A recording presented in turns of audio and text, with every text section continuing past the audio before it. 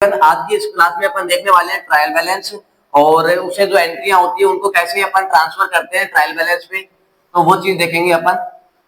तो यहाँ पे अपन कुछ एंट्रियां लिखेंगे पहले और उसके आधार पे अपन उनको ट्रांसफर करेंगे ट्रायल बैलेंस में। तो देखो यहाँ पे ट्रायल बैलेंस की बात कर रहे हैं तो अपन को कुछ ट्रांजेक्शन रिकॉर्ड करने पड़ेंगे। उसके लिए जो पहली एंट्री है वो ये ले रहे हैं अपन, कैश लगाने की एंट्री है, यानी कि जो कैपिटल है वो लगाई गई है राम के द्वारा। तो यहाँ पे एंट्री क्या हो गई, कैपिटल लगाई गई है तो कैश अकाउंट डेबिट टू। अपन ने देखा था जो राम अगर कैपिटल लगाने वाला है, पूंजी लगाने वाला है, तो उसको लिखने का तरीका क्या होगा, Ram's capital. Ram's capital account कितने लगाए हैं, 50 लाख रुपीज लगाए हैं, इसमें कैश में लगाए हैं। ठीक है। सेकंड जो ट्रांजेक्शन अपना, तो इसमें क्या हुआ है कि जो कैश है वो बैंक में जमा करा रहा है ये, तो एंट्री क्या है, HDFC बैंक। डिपॉजिट की एंट्री है कैश और कैश जमा कराया है।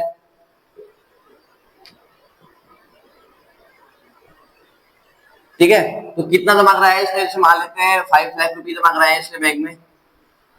तो इस ट्रांजेक्शन में अपन समझ पा रहे हैं कि ये डिपॉजिट की एंट्री है, जो बैंक में पैसा जमा कराया गया है। बैंक में जो है वो पैसा जमा कराया गया, डिपॉजिट कराया गया, इसलिए ये बैंक जो है डेबिट हुआ है। According to personal letter receiver debit giver credit. तो यहाँ पे बैंक क्या था, रिसीवर था, इसलिए क्या हुआ, डेबिट हुआ। कैश जो था वो क्रेडिट हुआ, क्योंकि कैश गया है अपने पास से, गोज आउट क्या होता है, क्रेडिट होता है। जो थर्ड एंट्री है उसमें अपन ये लेते हैं कि हमने कुछ फिक्स असेट्स खरीदी है। तो फिक्स असेट्स में जैसे मैंने परचेज किए हैं एसी, कंप्यूटर, लैपटॉप और कुछ फर्नीचर। ये जो सारा सामान है मैंने फिक्स असेट्स परचेज किया बिजनेस के लिए, यानी कि बिजनेस को कुछ सामान की रिक्वायरमेंट थी, वो सारा सामान है उसे कहते हैं फिक्स असेट। बिजनेस अपने यूज के लिए लेके आ रहा है, तो एसी अकाउंट डेबिट, क्योंकि आपको पता है अगर परचेज किया है तो परचेज के दौरान सारा सामान क्या होगा, डेबिट होगा अकॉर्डिंग टू रियल, क्योंकि असेट जो होती है वो आती है आपकी रियल में। तो जैसे एसी है 45,000 की, ये जो कंप्यूटर है वो 25,000 का, लैपटॉप है 40,000 का, और जैसे फर्नीचर मान लेते हैं 20,000 का। तो मैंने कुछ तो कैश में दे दिया इसको पैसा, जैसे मैंने जो पेमेंट किया है वो कैश में मतलब 60,000 का पेमेंट कर दिया। तो टू कैश अकाउंट, क्योंकि पैसा जाएगा पेमेंट करेंगे तो यहाँ पे 60,000 का मैंने इसको पेमेंट कर दिया, यानी कैश में परचेज कर लिया। और बाकी का क्या है, उधार है। उधार में मैंने परचेज किया है जैसे राज इलेक्ट्रॉनिक से, यानी कि राज इलेक्ट्रॉनिक से मैंने ये सामान खरीदा है, तो राज इलेक्ट्रॉनिक क्रेडिट होगा, क्योंकि वो गिवर है, क्योंकि इस नाम है, नाम की बातें पर्सनल में होती है, पर्सनल का रूल होता है रिसीवर डेबिट गिवर क्रेडिट। तो यहाँ पे राज इलेक्ट्रॉनिक जो है वो गिवर है, देने वाला है, इसलिए क्या होगा, क्रेडिट होगा। तो कितने से क्रेडिट होगा ये, देखो यहाँ पे मैंने 60,000 तो इसको पे कर दिए, यानी कि मैंने 60,000 पे कर दिए, अब बचे कितने हैं 70,000 बाकी है अपने पैसे, यानी कि 70,000 पैसे अभी देने बाकी है राज को। ठीक है। अगली ट्रांजेक्शन लेते हैं। अगले ट्रांजेक्शन में अपन क्या करते हैं कि जैसे अपन ने कैपिटल लगा दी, बैंक में पैसा जमा करा दिया, और कुछ पैसा अपन पेटी कैश में डाल देते हैं, यानी कि पेटी कैश वह अकाउंट होता है जिसमें खर्चों के भुगतान के लिए कुछ पैसा ऐड किया जाता है, यानी कि छोटे मोटे जो एक्सपेंसेस होते हैं बिजनेस में उनके लिए कुछ पैसा पेटी कैश में डाला गया है। तो यहाँ पे एंट्री क्या होगी, पेटी कैश में पैसा डालने की। देखो पेटी कैश में डाल रहे हैं तो पेटी कैश का बैलेंस बढ़ने वाला है, तो बढ़ने वाला है तो क्या होगा, पेटी कैश तो क्या होगा, डेबिट होगा, पेटी कैश अकाउंट डेबिट। जैसे मैंने जो पैसा ऐड किया है पेटी कैश में वो 50,000 ऐड किया है, तो 50,000 डेबिट और कैश क्रेडिट दिया क्या है मैंने, यानी कि इस गले से निकाल के उस गले में मैंने 50,000 रखे हैं, तो कैश का बैलेंस जो होगा, बड़े गले का पेमेंट जो है वो कम हो गया, कितने से, 50,000 से। तो यहाँ पे बिजनेस में जो बड़ा गला था उसमें बैलेंस कम हो चुका है और पेटी कैश का बैलेंस बढ़ चुका है। अगर आप पेटी कैश की लेजर बनाओगे तो उसको अंदर दिखाओगे कैश के, क्योंकि ये कैश का ही पार्ट होता है। तो अब देखो अपन ने 4 ट्रांजेक्शन किए, 4 को अपन ट्रायल बैलेंस में रिकॉर्ड करके देखते हैं कैसे रिकॉर्ड होगा ये ट्रायल बैलेंस। देखो ट्रायल बैलेंस बनाने के लिए आपको क्या करना है, इस तरह से इसका फॉर्मेट होता है, ठीक है।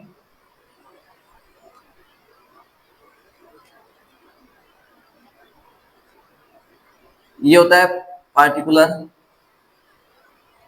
ये होता है डेबिट, ये होता है आपका क्रेडिट।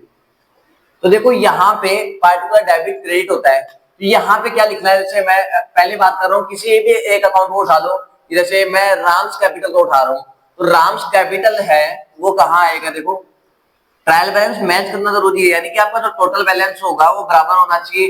अगर आपकी ट्रायल बैलेंस सही है तो आपका बैलेंस दोनों बराबर होंगे, अगर आपकी ट्रायल बैलेंस गलत है तो आपके दोनों बैलेंस गलत होंगे, यानी मैच नहीं होंगे। तो यहाँ पे देखते हैं अपन, पहले उठाते हैं राम को, तो यहाँ पे लेजर में जब ट्रांसफर करेंगे राम्स कैपिटल,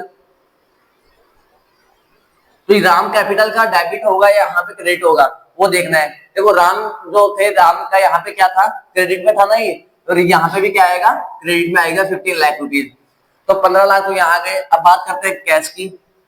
देखो कैश जो था आपका, कैश के बैलेंस की बात करते हैं, कैश की कैलकुलेशन करेंगे तो कैसे करेंगे, 15 लाख रुपए थे आपके पास में आए थे, तो 15 लाख के बाद में क्या हुआ, 5 लाख बैंक में डाल दिए मैंने, तो -5, ठीक है, -5, और आगे हमने 60,000 इसको दे दिए थे, तो -60, ठीक है, और कहा हुआ है, और -50,000।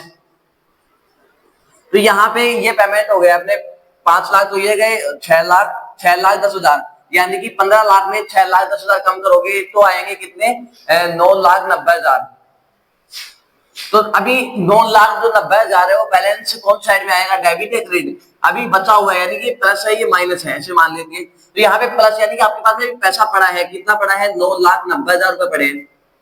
15 लाख रुपए थे जिसमें से मैंने 1,10,000 रुपए का खर्चा कर दिया यहाँ पे, क्योंकि 5 लाख ये थे आपके, यहाँ पे आपने बैंक में ट्रांसफर किए थे, और तो ये थे, तो 1,10,000 ये हो गए, तो कितने हो गए टोटल, 6,10,000 रुपए हो गए, तो 6,10,000 कम करोगे इसमें तो 9,90,000 आएगा आपका। नहीं नहीं नहीं, एक सेकंड, 8,90,000 आएगा, तो 8,90,000 आएगा यहाँ पे टोटल आपका, आपके पास में तो कैश है अवेलेबल है अभी बिजनेस में। तो आगे बात करते हैं पेटी कैश की।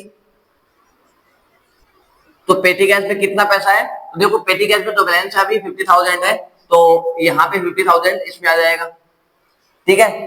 डेबिट वाली चीज डेबिट में डाल दो, यानी तो प्लस में है, बिजनेस में जो पैसा है अभी अवेलेबल उसका मतलब है प्लस, और अगर आप बिजनेस से जा चुका है वो क्या है, माइनस। अगर गया है मतलब लायबिलिटी बन रही है, कोई पैसा देके गया, सामान नहीं गया अभी, तो वो आपका आएगा क्रेडिट साइड में, या जिनको पैसा देना है आपको वो क्रेडिट साइड में आएगा।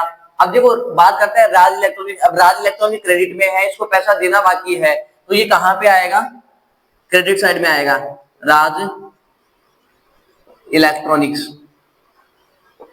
राज इलेक्ट्रॉनिक्स, देखो यहाँ पे भी इसका जो नेचर है, यहाँ पे अपन एंट्री में क्रेडिट में किया है इसको, तो सेम यहाँ पे भी क्या होगा, क्रेडिट साइड में होगा ये, क्लियर। आगे देखो ये हो चुका है अपना, नाम हो गया एचडीएफसी बैंक, एचडीएफसी बैंक।